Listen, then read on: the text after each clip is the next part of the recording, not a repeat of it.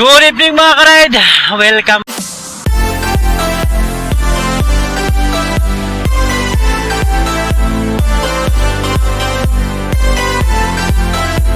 back to my YouTube channel. Road Rider ang nag-iisang hari ng kalsada. Hindi tayo nakapag-vlog dahil yung aking memory card na tawag nito ginagamit ko sa aking Akaso B50X nawala. So nung nawala siya, bumili ulit ako ng tawag nito ng memory card na mas mataas, no? Kasi yung memory card ko sa Akaso B50X ko is 64K ay 64K 64 gigabytes mga ka-ride, no? So bumili ako ng 128 mga ka-ride.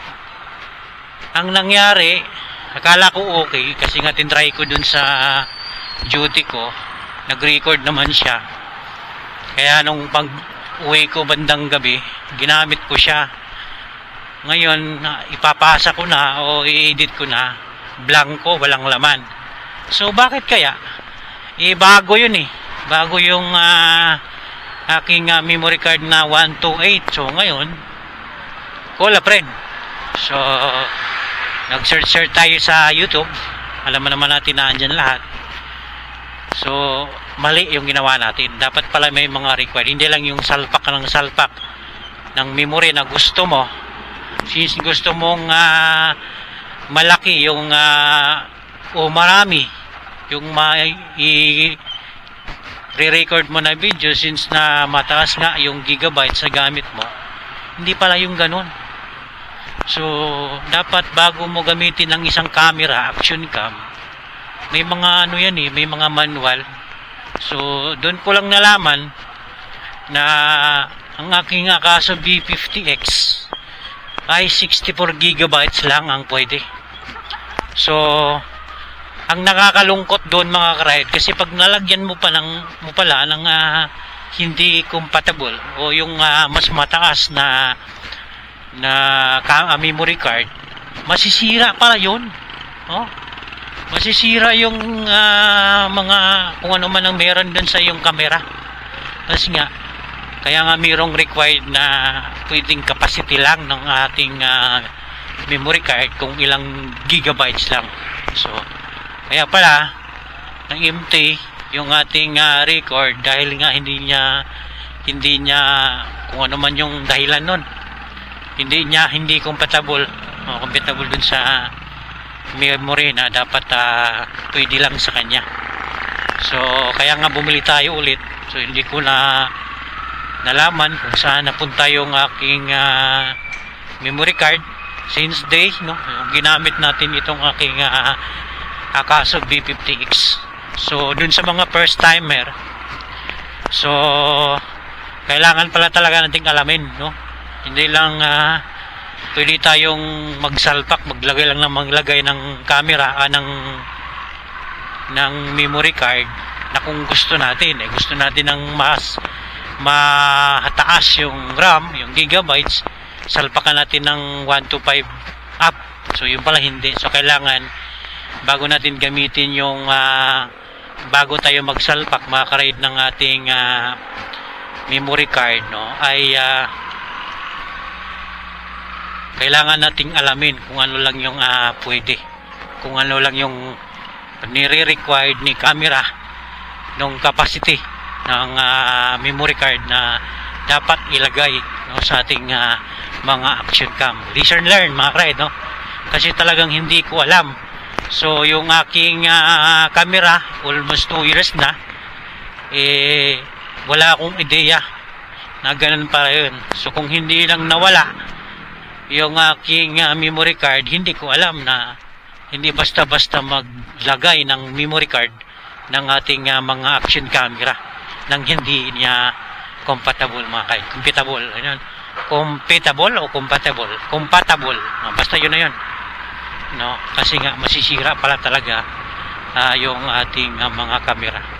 So buti na lang may cool up rin tayo, meron tayong YouTube may mga kasamahan tayong mga content creator o mga vlogger na nagre-review o nagsishare ng ganong klaseng kaalaman, no? Although masasabi natin medyo hindi namang mababang walang tawag na, pero hindi pala, kasi ang nakasalalay, no, yung buhay ng ating mga kamera, ng ating mga action cam.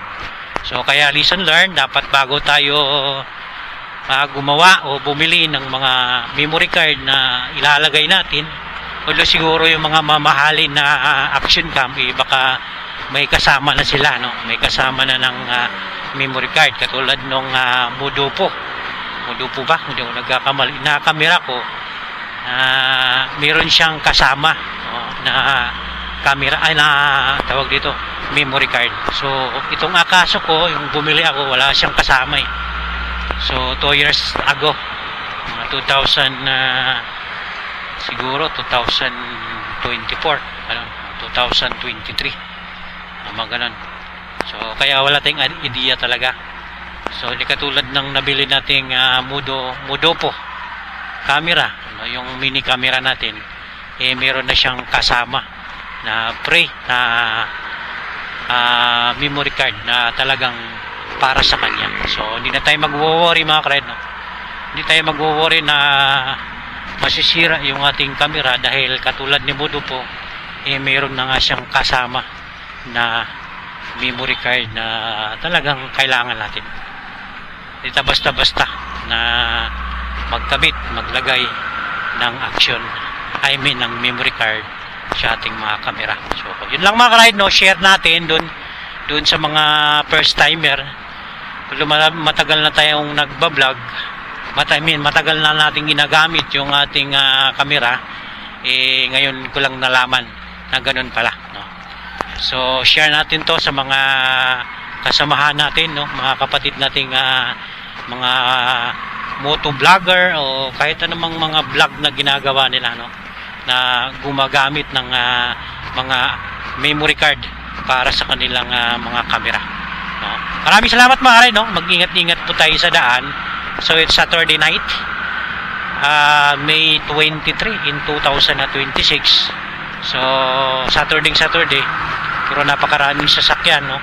Traffic sa. So mag-ingat-ingat po tayo sa biyahe natin, mga ka-ride, no? Maging mahinahon, maging mapagbigay, no? Huwag tayong mga balahura, huwag tayong kamuti. So dapat makihanay tayo, huwag tayong girag ng girag, yung bagang paikis-ikis yung takbo, yung bagang parang MotoGP, mga ka-ride. Huwag po natin gawin yon, kasi nga delikado po yan sa disgrasya. So hindi lang tayo, may mga madadamay pa na mga kababayan, no, natin na kung sasakali, wag naman sanang mangyari. So muli, no, good evening po sa ating lahat. Anong oras man itong napanood yung ating vlog, muli ang nagbabalik ang nag-iisang hari ng kalsada, no other one but the only one, Road Rider. Bye.